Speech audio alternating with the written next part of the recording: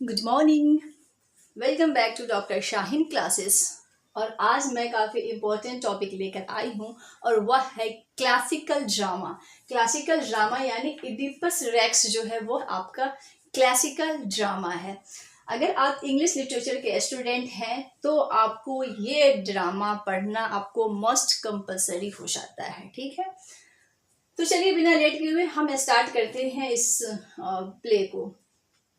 तो सबसे पहले हम बातें करते हैं सोफोक्लिस। तो सोफोक्लिस जैसा कि हम सब जानते हैं, Sophocles is one of the three famous Greek tragedians. हमारा तीन जो है ग्रीक ट्रेजिडियंस कौन कौन है? Aeschylus, Euripides, Sophocles. Sophocles, Euripides and Aeschylus, these are three famous Greek tragedians. Okay, and Sophocles has written Oedipus Rex. Now it is believed that Sophocles wrote more than 120 plays, out of which only 7 survived in a complete form. क्योंकि जो ये सब जो है वो ये ancient writer है, ancient Greek writer है। तो एंशियंट टाइम में क्या होता था कि हर जो प्ले होता था, हर टेक्स्ट होता था या मैन्यूस्क्रिप्ट जो राइटर्स का होता था वह रिकॉर्ड नहीं हो पाता था, लेकिन जो कुछ भी रिकॉर्ड हो पाता है तो वो पब्लिक हुआ। तो ऐसा बिलीव किया जाता है कि इन्होंने 122 प्लेस को लिखा, बट ओनली 7 सर्वाइव, यानी कि 7 प्लेस ही सर्वाइव किया सोफोक्लिस की। कौन कौन से प्ले सर्वाइव किया, यानी कौन कौन से हमारे बीच है प्ले? वह है Ajax, antigone and women of Trachis, Oedipus Rex, Electra, Philoctetes, and Oedipus at Colonus. Okay, and Oedipus, and now Sophocles is also famous for Theban trilogy. You know, he is famous for his Theban plays. That is called Theban trilogy, and it comprises 3 plays. Oedipus Rex, that is also called Oedipus Tyrannus or Oedipus the King. Next play is Oedipus at Colonus and Antigone. Once in UGC NET examination, the question also asked from this way. The question was like, Sophocles has written Theban trilogy, and these 3 trilogies were present, right? Like Oedipus Rex and Oedipus at Colonus and Antigone, and one option was odd, that was answer.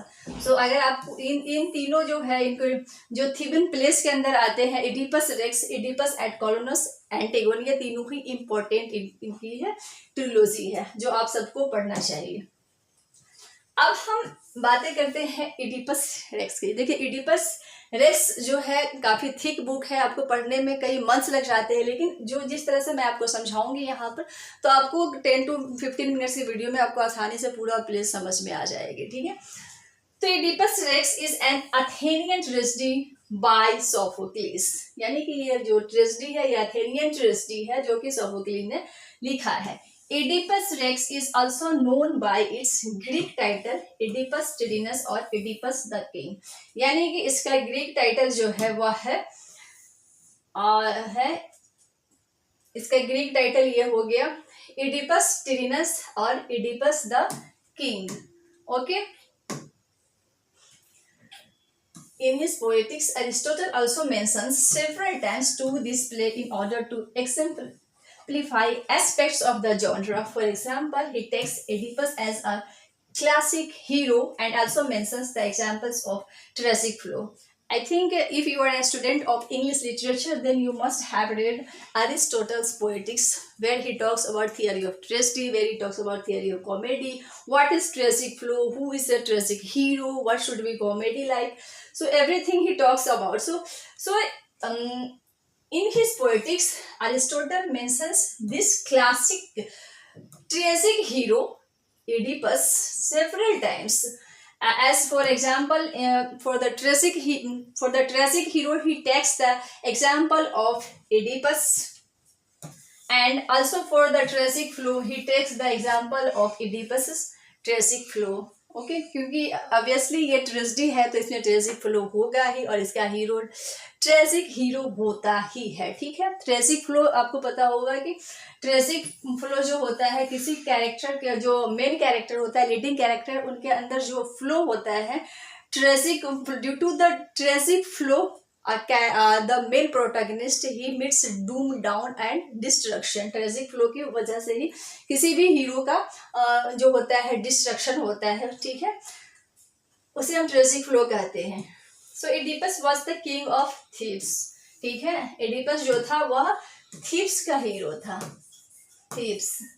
Okay, who unknowingly fulfils a prophecy at his birth, यानी कि वह अनजाने में एक prophecy को, भविष्यवाणी को, यानी कि वो फुलफिल करता है, जो कि हम लोग आगे देखेंगे क्या फुलफिल करता है, जो कि उसके बचपन के टाइम में ही जब वो पैदा लिया था तो यह भविष्यवाणी कर दी गई थी। भविष्यवाणी क्या थी? Prophecy, he would kill his father Laius, Laius who is the previous king, यानी Laius is the father of Oedipus. Okay okay, so Laius is the father of Oedipus and Jocasta her mother, his mother, sorry. So now what was the prophecy? The prophecy was that Oedipus will kill his father, यानी अपने father को जान से मार देगा, यानी उसका जो फादर था उसका नाम था लायस, जो कि प्रीवियस किंग था लायस, एंड मैरी हिज मदर, यानी कि वो मैरिज करेगा अपनी माँ से। ठीक है, यानी अपने फादर को जान से मारे, किल कर देगा, और शादी कर किससे होगा?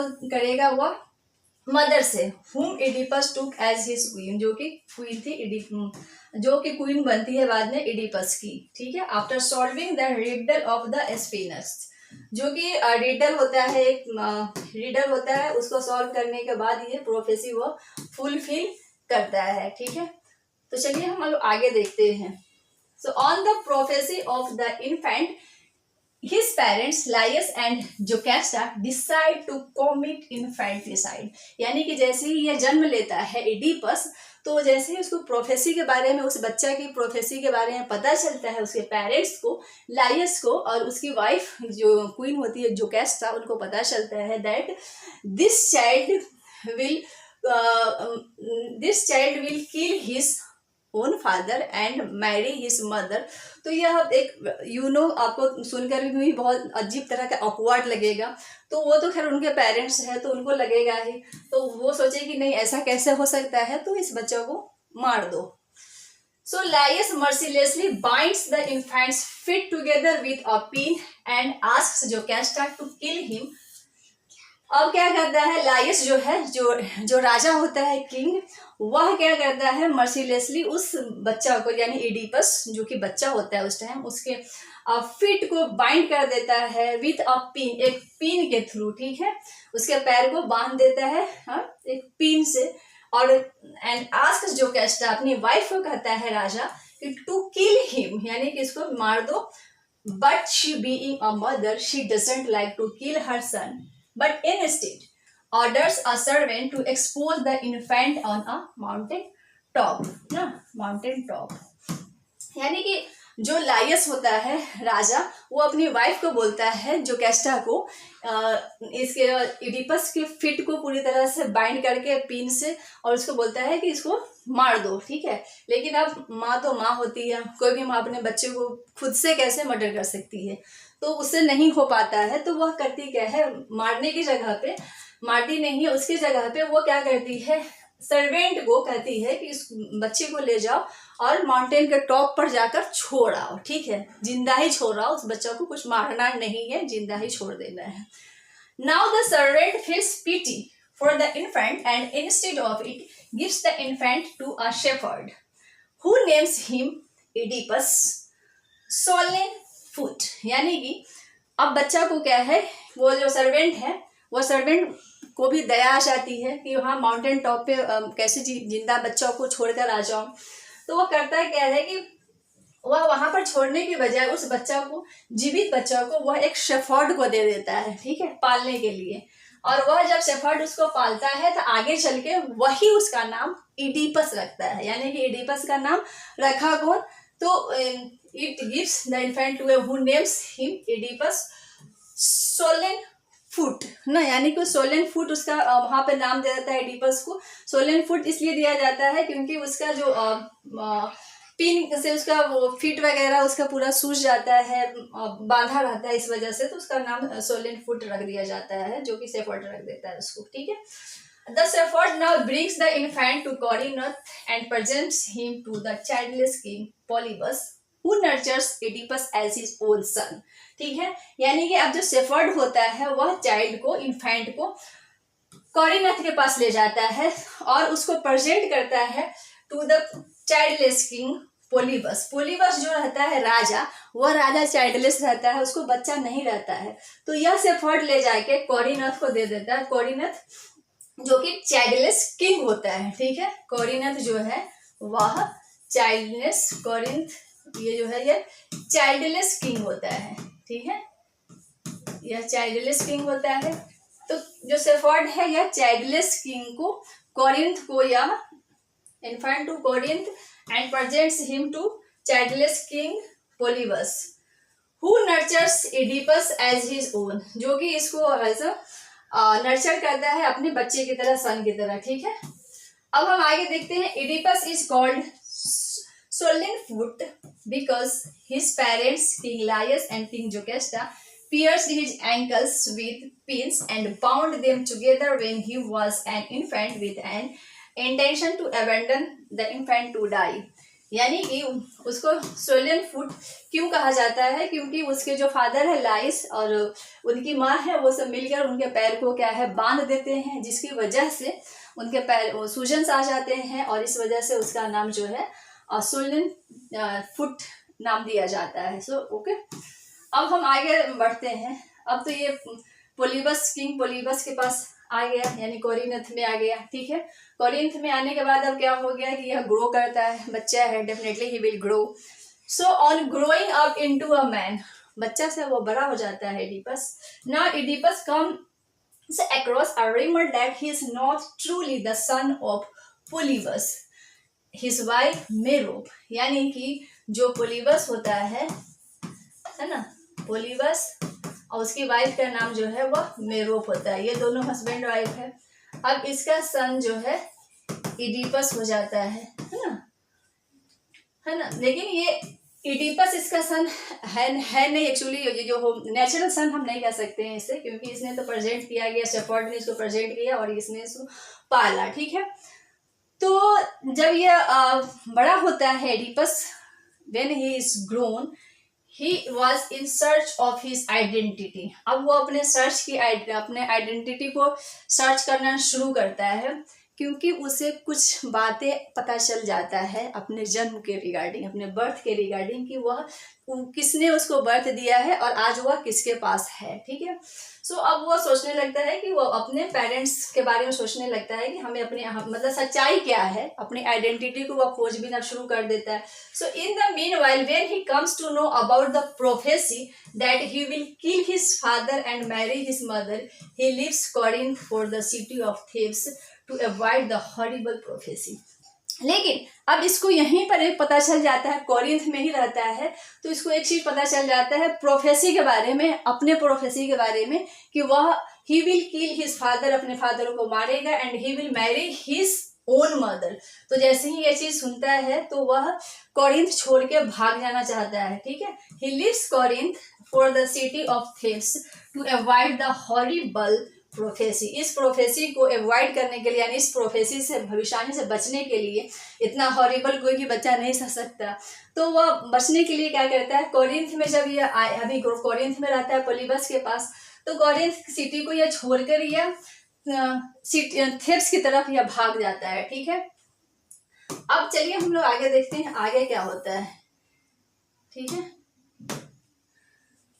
Now what happens that but on his way to the crossroads he is held into fight with a man and kills him whose name is Laius। लेकिन जैसे ही वो थेब्स की तरफ रवाना होता है भागने के लिए कॉरिंथ सिटी को छोड़ के, उसी वहां पर एक क्रॉस रोड होता है जहां पर वो एक आदमी से उसकी लड़ाई हो जाती है और वह इंसान वहीं पे मर जाता है, उसी के हाथों यानी एडिपस के हाथों वो इंसान मर जाता है क्रॉस रोड पे, ठीक है।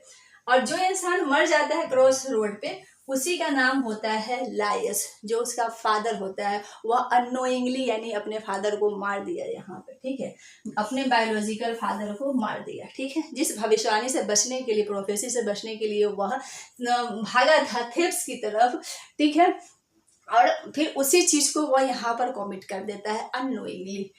He kills his own father ना एट द क्रॉस रोड। ना लड़ाई हो जाती है वहां पर एक इंसान से, लेकिन उसे पता नहीं होता है कि वह इंसान उसी का फादर है, और अननोइंगली उसे मार देता है जो कि उसका बायोलॉजिकल फादर होता है। He unknowingly kills his father in a fight, उसे मार देता है उस फाइट में। Thus here he fulfills half of the prophecy. अब यहाँ पर आधा प्रोफेसी फुलफिल हो जाता है। एक प्रोफेसी तो यही था कि he will kill his own father, दूसरा प्रोफेसी क्या था कि he will marry his own mother, father को मारने के बाद। But the whole prophecy is fulfilled after solving the riddle of Sphinx when he becomes the ruler of Thebes and marries Jocasta यानी Laius' wife and his own mother। यानी अब क्या है कि जो बचा हुआ प्रोफेसी तब फुलफिल होगा जब, but the whole prophecy is fulfilled after solving the riddle of Sphinx, यानी कि उसको इसके बाद एक स्फिंक्स की रिडल जो होती है उसको फुलफिल करना होता है, ठीक है। So when he becomes the ruler of Thebes. देखिए अब यहाँ पे जो एडिपस है वह थेब्स का रूलर बन गया है। कैसे? क्योंकि बिकॉज ही हैज किल्ड लायस ना, लायस को इसने मार दिया तो इसलिए यह वहां का अब राजा बन गया ना। So when he becomes ruler of Thebes, Oedipus has become now ruler of Thebes. And क्योंकि यह रूलर बन गया थीब्स का, इसलिए जो लायस को मारा तो लायस की जो वाइफ है वह जोकेस्टा है, तो जोकेस्टा से इसने क्या किया, वो लायस एंड हिज ओन मदर, वो उससे अनजाने में शादी कर लेता है, मतलब अनजाने में उसकी वाइफ बन गई है, right. So the riddle was, अब रिडल क्या था कि जो फुलफिल करना था। So the riddle was what goes on 4 legs in the morning, 2 in the afternoon and 3 in the evening। मतलब रिडल जो था कि ऐसा क्या चीज है जो कि 4 लेग पे मॉर्निंग के टाइम पे चलता है, आफ्टरनून में 2 legs पे चलता है और इवनिंग में 3 legs पे चलता है, ठीक है। एडिपस ने इसका इस रिडल को फुलफिल कर दिया, आंसर करेक्टली दिया। मतलब क्या है कि इंसान, ह्यूमन, यानी कि ह्यूमन है जो human who crawls on all 4 legs as an infant symbolises morning and on growing walks on 2 legs and as an adult afternoon, and the same human uses a can for a 3rd leg in old age। यानी कहता है कि human ही इसका answer होगा। जो दोपहर जो क्या है कि मॉर्निंग में 4 legs और आफ्टरनून में क्या है 2 legs और इवनिंग में 3 legs का यूज करता है, तो एडिपस कहता है इसका करेक्ट आंसर ह्यूमन होगा। यानी कि 4 legs पर जब कोई भी इंसान बच्चा होता है, इन्फेंट होता है, तो 4 legs पे क्राउलिंग करता है जो कि मॉर्निंग सिम्बलाइजेस करता है। On growing walks on 2 legs जो कि एडल्ट में 2 legs का यूज करता है जो कि आफ्टरनून को सिम्बलाइज करता है। और same human uses a can for a 3rd leg in old age, 3rd leg का यूज करता है जो कि इवनिंग को सिम्बलाइज करता है। तो इसने अब एडिपस ने करेक्ट आंसर दे दिया है उस रिडल का, ठीक है। So after solving the riddle of the sphinx Oedipus arrives in Thebes. अब इसने फुलफिल कर दिया रिडल को। अब थीब्स में जब पहुंचता है and was made of Thebes, यह थीब्स का राजा बन जाता है। When Oedipus searches for the murderer of Lais in order to end a plague ravaging Thebes, he is unaware of the fact that the killer he is looking for is none other than himself। अब क्या है कि जो वहाँ ना Thebes में एक उस टाइम प्लेग फैला होता है, तो वहाँ पर वहाँ की पब्लिक बोलती है कि एक प्रोफेसी है वहाँ की, जो वहाँ पर जो राजा है that the killer is looking for, यानी कि जो उसका किलर है उसको अब खोजना है। When Oedipus searches for the murderer of Lais in order to end a plague, यानी कि इसके उसको लगता है कि इसका राजा को मारेगा तो वो प्लेग खत्म हो जाएगा, इसलिए यह किलर को खोजता है, यानी कि जो राजा को मारा है उसको खोजने लगता है कोड इडिपस। लेकिन बाद में पता चलता है कि जिस राजा के मर्डरर को वो खोज रहा है वो खुद ही है, वो खुद ही मर्डरर है जिसने राजा को मार चुका है। So according to the play, a devastating plague strikes thieves, and the oracle at Delphi states that the city will only be saved by punishing the murderer of the former king Lais। यानी कि जो king के murderer है उसको punish किया जाएगा, तभी ये प्लेग खत्म होगा, ठीक है। So Oedipus determines to end this plague by finding the murderer of the king Lais। अब ये डिटरमाइन कर लेता है कि जो मर्डर है राजा का उसको ढूंढेगा ताकि प्लेग खत्म हो। Through the messenger from Corinth and the blind prophet Tiresias, it is revealed that the murderer is Oedipus himself, who was prophesied that he would murder his father and marry his mother। लेकिन यहाँ पर messenger जो Corinth का messenger होता है उसके through या और टायरेसिस के थ्रू प्रोफेट, ब्लाइंड प्रोफेट होते हैं टायरेसिस, उसके थ्रू पता चलता है एडिपस को कि जो मर्डरर को वो खोज रहा है द मर्डरर इज एडिपस, यानी कि एडिपस खुद ही मर्डरर है जो राजा के मर्डरर को वो खोज रहा है और जिसके वजह से प्रोफेसाइज कर दिया गया था कि एक दिन मारेगा राजा को and he will marry his mother. Eventually, the truth comes to light, and consequently, Jocasta hangs herself and dies। Okay? यानी कि जब ट्रूथ सामने आता है जोकेस्टा को तो वो उसका दिमाग काम नहीं करता है, जब उसे समझ में आता है कि अच्छा जो मारा है उसके हस्बैंड को उसका बायोलॉजिकल सन है, ठीक है, वही मारा है उसे, तो यानी कि अब अपने ही सन की वो वाइफ बन चुकी है, ठीक है, अननोइंगली, तो वो उसका यहाँ पर दिमाग खराब होने लगता है। So eventually the truth comes to light and consequently Jocasta hangs herself, अपने आप को यह हैंग सुसाइड कर लेती है या फांसी से लटका लेती है, एंड डाइज, यह मर जाती है शर्म से। While Oedipus, being devastated and horrified at his patricide and incest, blinds his own eyes with pulling the brooches यानी pins from Jocasta's dresses। अब कोई भी सन भी वो पता चलेगा तो वो भी यही करेगा, कोई मतलब इस तरह का हॉरिबल सीन देखना नहीं चाहेगा, तो इडिपस भी सोचता है कि हमको इस ऐसा जिंदगी देखने से अच्छा है कि हम मर ही जाएं। तो क्योंकि उसे अब समझ में आ जाता है कि उसने पैट्रिसाइड किया है, यानी अपने ही फादर को मार चुका है लाइस को, और उसकी माँ भी अब मर चुकी है जिसको जो अननोइंगली उसकी वाइफ बन चुकी थी। अब यह क्या करता है, blinds his own wife, Oedipus अपनी आंखों को अंधा कर लेता है, कैसे, विद पुलिंग द ब्रूचेस। एक बार नेट एग्जाम में ये भी क्वेश्चन आ गया था यहाँ से कि Oedipus blinded his own eyes with, मतलब ऑप्शन था, ये था पिन और कुछ कुछ करके आपका 4 ऑप्शंस था, तो आपको कहीं से भी क्वेश्चन आ जाता है, इस मतलब खास करके इस प्लेस से आपको यूजुअली क्वेश्चन आते हैं एग्जाम में।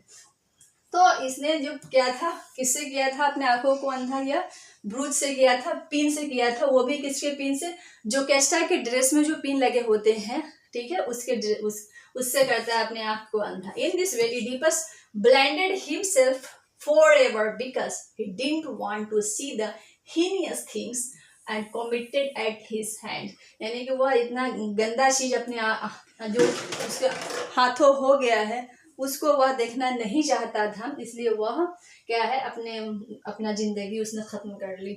He out of shame and despair leaves thieves asking Creon, यानी कि वह अब शॉक्ड रहता है, उदास रहता है, and he leaves Thebes asking Creon, अंधा हो जाता है क्योंकि वह जिंदा तो रहता है एडिपस, लेकिन वह because he blinded his own I, so he can't see anything, अब कुछ देख नहीं सकता है, तो वह कहता है उदासी भरे मन से थेब्स को छोड़ देता है उस जगह को, थेब्स सिटी को, और क्रेन को कहता है जो कि जोकेस्टा का ब्रदर था, यानी कि रिश्ते में जो इसका मामा ही लगेंगे, यानी कि उसकी माँ के ब्रदर है क्रेन। तो क्रेन को कहता है Oedipus to take care of his children who will have to bear the humiliation of their father's bad deeds, यानी कि इन बच्चों का ध्यान रखना जो कि अपने फादर के किए हुए बैड डीड्स का ह्यूमिलिएशन को फेस करना पड़ेगा आने वाले दिनों को। So now the theme of this play concern the searches for truth, guilt, shame, ignorance, fate versus free will. इस तरह से ये प्ले खत्म हो जाता है, यानी कि जो कैस्टर है वो सुसाइड कर लेती है। लायस जो किंग होता है उसका मर्डर कर दिया जाता है उसके अपने बेटे के थ्रू ही, अननोइंगली, ठीक है, इडिपस के थ्रू। और इडिपस जो है लास्ट में क्या करता है, ही ब्लाइंड्स हिज ओन आइज, अपने आँख को अंधा कर लेता है ब्रूज से, जो कैस्टर के ब्रूज से। और इस तरह से वह थिप्स को छोड़ देता है करियर के ऊपर की जो भी बच्चे हैं बचे हुए, तो उसका ध्यान रखने के लिए, क्योंकि ताकि इन बच्चों को तो ह्यूमिलिएशन ऑफ देयर फादर्स के बैड डीड को फेस करना होगा, ठीक है। तो इस तरह से इसका थीम जो है इस प्ले का वह है truth, search for truth, guilt, shame, ignorance, fate versus free will, ठीक है। तो ये है पूरी स्टोरी। आप अगर पूरी बुक भी पढ़ेंगे तो आपको स्टोरी यही मिलेगी, आपको प्लॉट यही मिलेगी, ठीक है। सो ये क्लासिक है जो कि आपको पढ़ने पड़ते हैं, ठीक है। Thank you.